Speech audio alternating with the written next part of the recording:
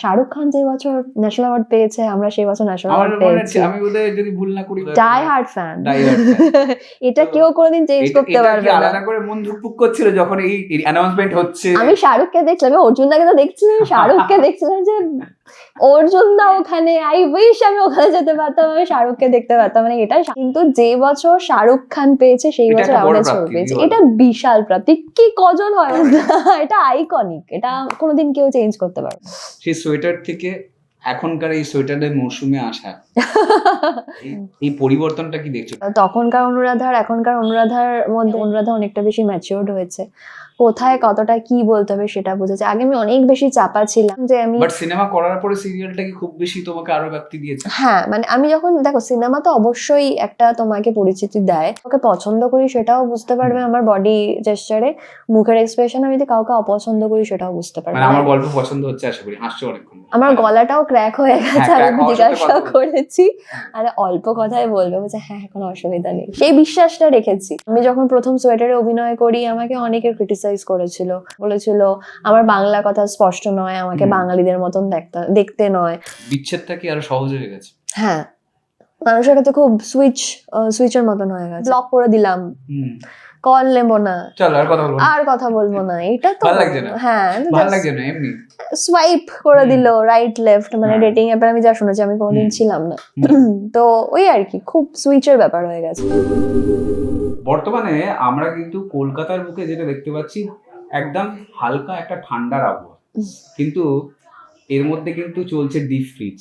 এই ডিপ ফ্রিজে কিন্তু আমরা যা যা জিনিস রাখি এটা কিন্তু সেই ডিপ ফ্রিজ না, এটা কিন্তু সিনেমা হলের ডিপ ফ্রিজ, যেখানে ঠান্ডা হাওয়ার মধ্যে একদম বড় স্ক্রিনে আমাদের ছবি দেখতে হবে। আর এই ছবিটা ইতিমধ্যে কিন্তু সাড়া জাগিয়েছে জাতীয় স্তরে, জাতীয় পুরস্কার পেয়েই গিয়েছে। আর সঙ্গে রয়েছে সেই ছবিরই একজন গুরুত্বপূর্ণ অংশ Anuradha Mukhopadhyay. Thank you so much, thank you. প্রথমেই স্বাগত রেক্স স্টুডিওজের তরফ থেকে।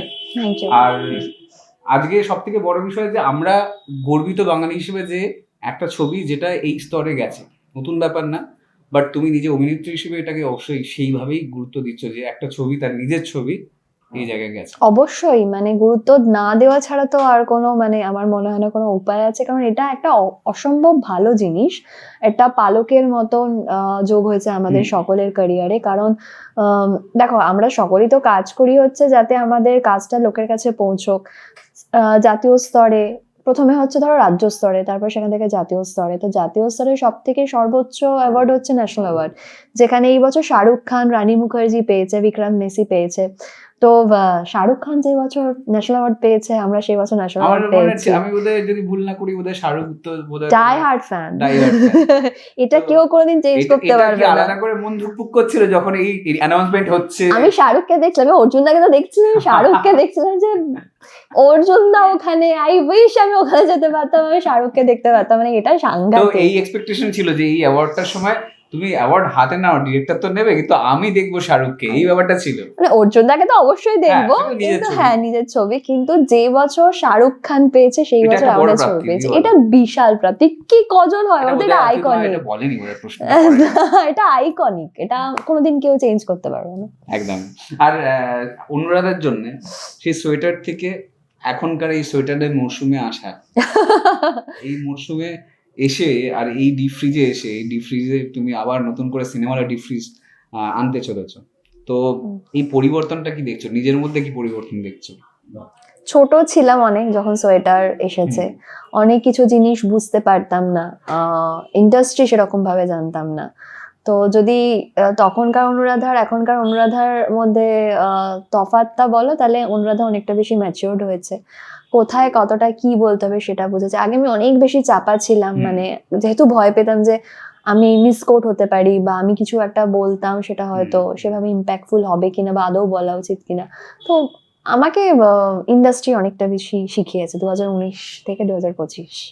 আর সবার সাথে সোশ্যাল মিডিয়া আরো বেশি ভাইরালও হয়ে গেছে, কারণ এখন অনুরাধাকে মাঝে মাঝে আমরা দেখতে পাচ্ছি বেশ গর্জিয়াস লুকে, এক ধরনের একটা আঙ্গিকে বেশ সুন্দর সুন্দর ফটোশুটস করতে।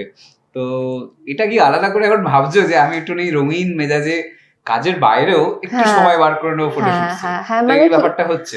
মানে কি হয়েছে বলতো, যেহেতু আমি এখন টেলিভিশনও করছি, হুম, তো টেলিভিশনে তো খুব একটা বেশি ওরকম ভাবে নিজেকে আবিষ্কার করার, জামা কাপড়ের দিক থেকে বলছি, হুম। কারণ এটা নির্দিষ্ট একটা নির্দিষ্ট পোশাক পোশাক করা। ধারণ করতে হবে। তো সেটার বাইরে অনুরাধা যখন নিজেকে দেখতে চায় তখন এই ফটোশুট গুলো হয়।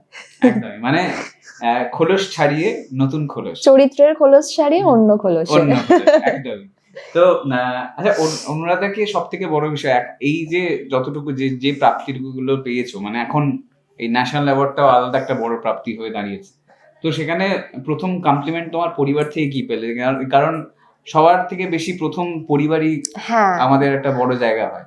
আমার যেটা মানে তোমার ধরো 2019-এ সোয়েটার করার আগে যেটা মেইন প্রবলেম ছিল, যে লোকজন জানতো না আমার পরিবারের, কারণ তারা কেউ এই ফিল্মি ব্যাকগ্রাউন্ড থেকে নয়। না। তো এখন এটা শুধুমাত্র ডিপ ফ্রিজ বলবো না, আমার মনে হয় টেলিভিশন একটা বিশাল ইম্পর্টেন্স দিয়েছে, যেটা আমার কাকা বলো বা আমার বাড়ির লোকজন বলো, যে 6টার সময় খুলেই দেখে, এবং তোমাকে দেয়া, দেখার হ্যাঁ, অপেক্ষায় হ্যাঁ, থাকে। এবং আমার যে দাদার বৌমনি বলি, বৌমনি এরকমও বলে যে যেগুলোতে তুমি থাকো সেগুলো দেখি, নাহলে কিন্তু আমি দেখি না। তো আমার বাড়ির লোক এরকম হয়ে গেছে, অনুরাধা অবসেসড হয়ে গেছে। তো সিনেমা তো অবশ্যই, কিন্তু আমার টেলিভিশন অনেকটা বেশি ওদেরকে এই জায়গাটা, ভালো লাগা জায়গাটা তৈরি করেছে।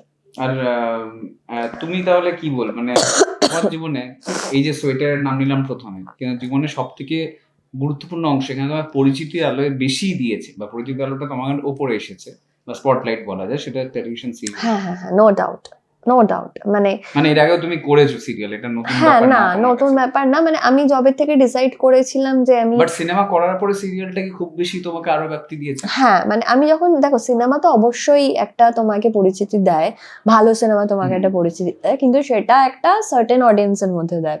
টেলিভিশন তোমাকে একটা ব্রড অডিয়েন্স দেয়, যেখানে তুমি যখন আবার পরে সিনেমা করবে সেটা সেই অডিয়েন্সের কাছে পৌঁছে যাবে। তো অবভিয়াসলি। আচ্ছা, তোমার কোন জিনিসটা বেশি আমাদের কাজ আছে, পরিচিতি আছে, সবকিছু আছে, তার মধ্যে কম্পিটিশন আছে, সিচুয়েশন আছে, অফিসিয়াল জায়গা বা কাজের জায়গায় অনেক রকমের কম্পিটিটররা বা তাদের ব্যবহার হয়তো তোমায় ইরিটেট করতে পারে। এটা একটা মেজর কারণ। তো সেটাকে ডিল কিভাবে করো তুমি, কিভাবে এটাকে ডিল করো ওই সিচুয়েশন? আমি বুঝিয়ে দিই, আমি বোঝাতে পারি, আমি খুব তুমি একটু নিভৃতে বোঝাতে চাও। হ্যাঁ, না, নিভৃতে বেশি দেখাতে চাও না, বা উঁচু গলাতে কিছু বলার দরকার নেই। আমি না, খুব আমার সবকিছু খুব মুখে দেখা যায়। মানে আমি যদি কাউকে পছন্দ করি সেটাও বুঝতে পারবে আমার বডি জেস্চারে, মুখের এক্সপ্রেশন। আমি যদি কাউকে অপছন্দ করি সেটাও বুঝতে পারবে। মানে আমার গল্প পছন্দ হচ্ছে, আশা করি হাসছো অনেকক্ষণ। আমার গলাটাও ক্র্যাক হয়ে গেছে, হ্যাঁ, আমি জিজ্ঞাসা করেছি, আরে অল্প কথাই বলবে, বলছে হ্যাঁ, কোনো অসুবিধা নেই, সেই বিশ্বাসটা রেখেছি। একদমই।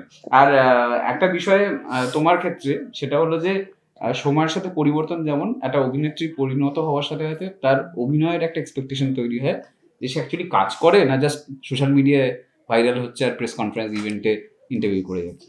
সেখানে তুমি নিজের ব্যাপারে কি ভাবো, যে সেখানে তোমার যতটুকু পরিচিতি বা যতটুকু কাজ, সেই জন্যই তোমার ব্যাপ্তিটা হয়েছে, নাকি তুমি মনে করো সোশ্যাল মিডিয়াতে আমাকে একটু কিছু করতে হবে? আমি সোশ্যাল মিডিয়াতে অলমোস্ট মানে নেগলিজেবল। মানে আমি আমার কাজ ছাড়া কোনো কিছুই পোস্ট করি না। যদি তুমি দেখে থাকবে, আমি শুধুমাত্র আমার ব্যক্তিগত জীবনে কি করছি সেটা তোমরাও জানো না। মানে আমি খুব একটা পোস্ট করতে পছন্দ না, সেটা আমার একটা অন্য সেগমেন্ট। সেখানে কারোর আমি যদি প্রবেশ করতে দিই, সেটা একমাত্র আমার ইচ্ছাতে হবে। তো আমার কাছে সোশ্যাল মিডিয়াটা একটা টুল, আমার প্রফেশনাল জায়গার ওই ফ্যামিলিটার জন্য। আমি আজ অব্দি যা ভালোবাসা পেয়েছি, যে অ্যাপ্রিসিয়েশন পেয়েছি, সেটা শুধুমাত্র অডিয়েন্সদের জন্য। কারণ আমি যখন প্রথম সোয়েটারে অভিনয় করি, আমাকে অনেকে ক্রিটিসাইজ করেছিল, অনেকে অনেক ধরনের কথা বলেছিল আমার বাংলা কথা স্পষ্ট নয়, আমাকে বাঙালিদের মতন দেখতে নয়, আমাকে অবাঙালিদের মতন দেখতে। এটা তো এখন সর্দি হয়েছে না, আমার বাংলা কথা, মানে আমি স্পষ্ট বাংলা কথা বলি না। তো আমি 2019 থেকে 2025 অব্দি অনেকগুলো কাজ করেছি, দর্শকরা কোনোদিনই কমপ্লেনটা করেনি। না, আমি আমার মতো থাকার চেষ্টা করেছি। আমার মনে হয় সেটার জন্যই দর্শকরা আমাকে পছন্দ করেছে। একদমই। আর এই যে ফ্রিজ নিয়ে যে কথা হচ্ছে, ডিপ ফ্রিজ, সেখানে ডিপ ফ্রিজটা অ্যাকচুয়ালি আমরা যা দেখছি সেটা ডিভোর্স বা বিচ্ছেদ নিয়ে একটা বিষয় তুলে ধরছে। তুমি বর্তমানে সময় নিয়ে বলো, ছবির গল্প তুমি অত কিছু বলবে না, জানাবেও না। একদম ঠিক ধরেছো আমি তুমি। জানি না এসব প্রশ্ন করলে তোমার কিছু লাভ নেই, বাট যে প্রশ্নটা করবো সেটা বাস্তব জীবনে জিজ্ঞেস করবো যে বর্তমানে এত options, social media, Insta, Facebook সবকিছু রয়েছে, আর যখন তখন মানুষ অ্যাপের মাধ্যমে কোঅর্ডিনেট করতে পারছে, বিচ্ছেদটা কি আরো সহজ হয়ে গেছে? হ্যাঁ, মানুষের কাছে খুব সুইচের মতন হয়ে গেছে। কতটা মানসিক ভাবে করতে পারে সেটা আমি জানি না, কিন্তু ওই ব্লক করে দিলাম, কল নেবো না, চলো আর কথা বলবো না, এটা তো ভালো লাগছে না? হ্যাঁ, ভালো লাগছে না এমনি সোয়াইপ করে দিল রাইট লেফট, মানে হ্যাঁ। ডেটিং অ্যাপে আমি যা শুনেছি, আমি কোনোদিন ছিলাম না, তো ওই আর কি খুব সুইচের ব্যাপার হয়ে গেছে। আর যেটা এই যে ছেলে বউয়ের একটা ব্যাপার থাকে, বিচ্ছেদ, সেটা বিয়ের পরে যদি বিচ্ছেদ, সেটার ক্ষেত্রে যদি বলিস, সেখানে কি মানে ছেলে মেয়ের কিছু বিভাজন তোমার চোখে পড়ে যে এই বিচ্ছেদটার পরে ছেলে আর মেয়েদের একটা ডিফারেন্স আলাদা করে ভাবা হয়, তাদের দুটো দিকের আলাদা করে টাইপের হয়?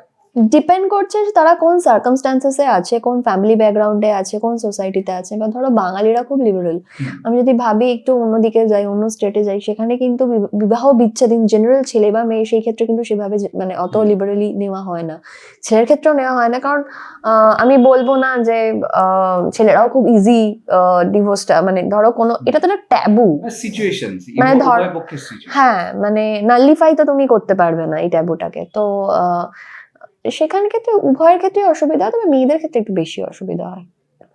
পরিবর্তন কিছু দেখতে পাও তুমি নিজে এখন এই জেনারেশনের একজন অভিনেত্রী প্লাস ব্যক্তিগত জীবনে তো মানুষ, তো সেখানে তুমি কি দেখতে পাও? মেয়েদের ক্ষেত্রে কি খুব স্বাভাবিক হয়েছে সবকিছু, নাকি না, কোথায় স্বাভাবিক, দেখো চতুর্দিক দেখলেই তো, আমি তো মনে হচ্ছে যে ছেলেদের ক্ষেত্রেও স্বাভাবিক হচ্ছে না, দিনে দিনে আরো অস্বাভাবিক হয়ে যাচ্ছে। মানে জিনিস ডিফিকাল্ট হয়ে যাচ্ছে ডে বাই ডে। ইজি হওয়ার ক্ষেত্রে তো দূরের কথা, ছেলে মেয়েদের ক্ষেত্রে তো ডিফিকাল্ট ছিলই, সেটা আরো ডিফিকাল্ট হচ্ছে মেয়েদের ক্ষেত্রে, আর ছেলেদের ক্ষেত্রেও ডিফিকাল্ট হতে শুরু করেছে। একদম। আর যেটা আরেকটা বিষয় আসবো, সেটা হলো খুব ইন্টারেস্টিং লাগে সেই ব্যাপারটা হলো যে আমরা ডিপ ফ্রিজে অনেক কিছু আছে যেগুলো আমরা মাঝে মাঝে বার করে খেতে ভালোবাসি। হ্যাঁ, মানে সেইগুলো কোনো টাইম থাকে, খুব একটা খাই না জানো। হ্যাঁ, না না, রাত্রিবেলা ক্রেভ করা এইসব ব্যাপার। মিষ্টি খাও খুব, আমি মানে খুব কন্ট্রোল করার চেষ্টা করি, কিন্তু আমি খুব মিষ্টি ফ্রিজের অভিজ্ঞতা তোমার অনেকের অনেক রকম, বাচ্চাবেলার ভিতরে ঢুকে গেছে, বা সেই ঠান্ডা বা গরমকালে তার ঠান্ডা পাওয়ার জন্য ঢুকে গেছে। হ্যাঁ, এটা করেছি, খুব ছোটবেলায় করেছি, মানে ফ্রিজ খুলে আমি ঢুকে যেতাম তুই ঠান্ডা হাওয়াটার জন্য। খুব ছোটবেলা স্কুলে পড়ার সময় আমি পুচকেছিলাম, তখন কোথাও খুব আরাম লাগতো, ঠান্ডা একটা হাওয়া ঢোকে। তখন বোধহয় ভোল্টাস ছিল আমার, যতটা আমি ভুল, হ্যাঁ ভোল্টাসে এরকম করে খুলে আমার মামার বাড়িতে ছিল, আমি এরকম করে ঢুকে যেতাম। না আছে। আর কি কি খাবার চুরি করতে, কারণ বেশিরভাগই ফ্রিজ থেকেই রাত্রিবেলা খাবার চুরি করে। আমি ফ্রিজ থেকে কোনোদিন খাবার চুরি করিনি। আমার অদ্ভুত একটা ছিল, আমার মানে বাড়িতে যখন আমার মা বাবা চাকরি করতো, আমি বাড়িতে যখন একা থাকতাম, আমার ভাই চানাচুর লুকিয়ে রাখতো, আমি এক কৌটো কৌটো চানাচুর খেয়ে ফেলতে পারি, এখনো পারি। ওটা কি লক সিস্টেম ছিল তখন? লক, হ্যাঁ মানে লক ফ্রিজ, চাবি নিয়ে চলে যেত, মানে আমার জন্য চাবি নিয়ে চলে যেত। আমি এত খাবি, মোটা ছিলাম খুব, আর চানাচুর যাতে আমি হাত না পাই ওপরে তুলে রাখা হতো। তো ডিপ ফ্রিজের অভিজ্ঞতা তো শুনলাম, আর ডিপ ফ্রিজের যে গল্প সেটা কিন্তু সিনেমা হলে গিয়ে দেখতে হবে। আর আমরা অনেক বকিয়েছি, কারণ চ্যাট করেই গেছে গলা, তো সেখানে আমি অনেক কষ্ট দিয়েছি এই সুন্দরী রমণীকে, আর বেশি কষ্ট রমণী। তোমার ক্ষেত্রে সাধু ভাষাগুলো বেশ চলে, মানে গল্পটা করা যায়। আর ওই যে হাসাতে পেরেছি মানুষটাকে, কারণ তুমি খুব টিপিক্যাল প্রশ্ন জিজ্ঞাসা করো, থ্যাংক ইউ তার জন্য। থ্যাংক ইউ, এটা আমার কমপ্লিমেন্ট আমার কাছে। তো শেষমেশ দর্শকদের কি বলবে, এইটা একটু কমন প্রশ্ন, এটা আমি একটু টিপিক্যালি বলবো, ডিপ ফ্রিজ আপনারা দেখুন এবং অবশ্যই আমাদেরকে জানান কেমন লাগলো। আর আমাদেরকে জানানোটা এই জন্য প্রয়োজন, কারণ আপনাদের জন্য সিনেমাটা তৈরি করা, আপনারা না জানালে ভবিষ্যতে আমরা ভালো ছবি আর করতে পারবো না, তো জানাবেন প্লিজ। একদমই, অনেক শুভেচ্ছা তোমাকে। Thank you so much. তোমাকে শুভেচ্ছা দেওয়ার পাশাপাশি অবশ্যই আপনাদেরও দেখতে হবে রেক্স স্টুডিওজ ইন্ডিয়া, সব রকমের কন্টেন্ট, লাইফস্টাইল, সিনেমা, সব রকমের গল্পের জন্য চোখ রাখবেন রেক্স স্টুডিওজ ইন্ডিয়াতে। আর লাইক, সাবস্ক্রাইব আর শেয়ার করতে ভুলবেন না।